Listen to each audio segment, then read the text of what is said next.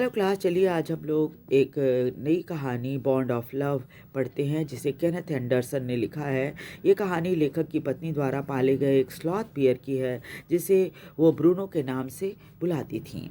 लेखक को मैसूर में गन्ने के खेत में घूम रहा एक स्लॉथ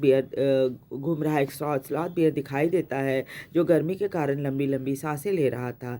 यहाँ किसान अक्सर जंगली सुअरों को गोली मार देते हैं क्योंकि गन्ने के खेतों को वो बहुत नुकसान पहुंचाते हैं। लेकिन बदकिस्मती से उस दिन गोली एक स्लॉथ बेयर को लग गई और वो मर गई।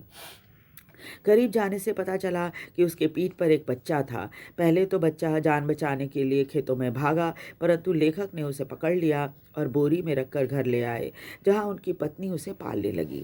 धीरे धीरे उसकी दोस्ती जो है घर के दूसरे जानवरों से हो गई, क्योंकि लेखक ने एल्सेशियन डॉग भी पाल रखा था। लेकिन जैसे जैसे वो बड़ा हुआ उसकी साइज़ भी बहुत बड़ी हो गई। लेखक को पड़ोसियों और बच्चों की चिंता हो गई क्योंकि कहीं उनको ये चोट ना पहुंचा दे। ब्रूनो को खुद भी ब्रूनो की सुरक्षा भी बहुत ज़रूरी थी, क्योंकि कई बार गलती से, एक बार उसने जहर खा लिया था, दूसरी बार इंजन ऑयल पी लिया था। किसी तरह से डॉक्टर के पास ले जाकर लेखक ने उसकी जान बचाई थी, लेकिन सुरक्षा कारणों से उसे मैसूर चिड़ियाघर में भेजना पड़ा था।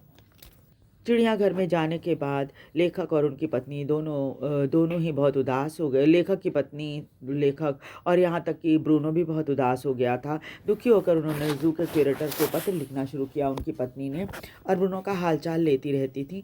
लेकिन 3 महीने में बहुत परेशान हो गई और ब्रूनो को देखने के लिए जिद करने लगी। और सभी ने कहा कि भाई अब ब्रूनो आपको पहचानेगा भी नहीं। लेकिन जब वो ब्रूनो से मिलने के लिए जू में गई तो न सिर्फ उसे पहचान लिया, बल्कि खुशी से शोर मचाया, उछल कूद किया और सिर के बल भी खड़ा हो गया। फिर उन्होंने क्यूरेटर से इजाज़त लेकर ब्रूनो को वापस अपने घर ले आई और घर में बगीचे में ही एक छोटा सा द्वीप जैसी जगह बना दी, जहाँ पर वो झूले से रोज़ उससे मिलने के लिए जाया करती थी। इस तरह से कहानी हमें बताती है कि प्यार एक अटूट बंधन है, और ये इंसान के साथ ही नहीं बल्कि जीव जंतुओं के साथ भी हो सकता है। वीडियो आपको कैसा लगा? वीडियो को लाइक और सब्सक्राइब ज़रूर कर दीजिए और शेयर भी कीजिए ताकि दूसरे भी इसे देख सकें। Thank you very much. एक बार फिर से रिक्वेस्ट है, वीडियो को लाइक और सब्सक्राइब ज़रूर कर दीजिए।